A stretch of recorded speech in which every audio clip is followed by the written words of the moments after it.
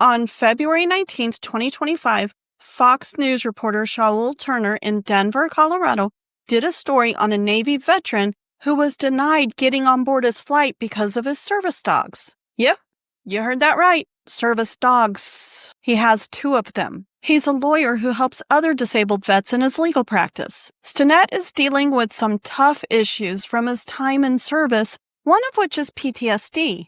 His 2 dogs, Gwen and Rue, aren't just pets. They're supposed to be legitimate service dogs. Gwen's a 4-year-old American Bulldog, and Rue's a little 7-month-old Chihuahua Bulldog mix. Stinnett told Fox News that when he's having a panic attack, the dogs know it.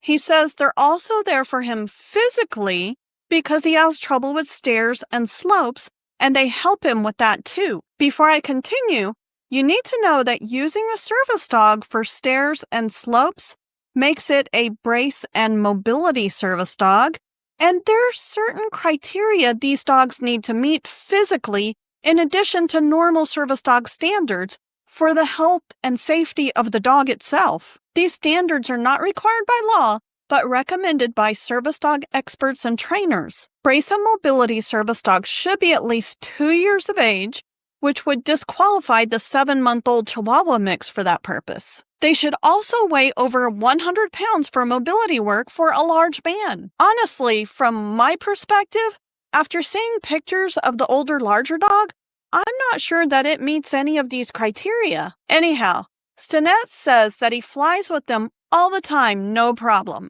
But this time, heading from Denver to D.C., the gate agent told him that he couldn't bring both dogs. Buy another ticket or don't get on the airplane, they said. He was now stranded at the airport with 2 dogs. He said he was feeling totally embarrassed and just down. He got in touch with the airline's main office, and eventually, hours later, they put him on another flight. He was relieved. Meanwhile, Frontier Airlines gave Fox 31 their side of the story.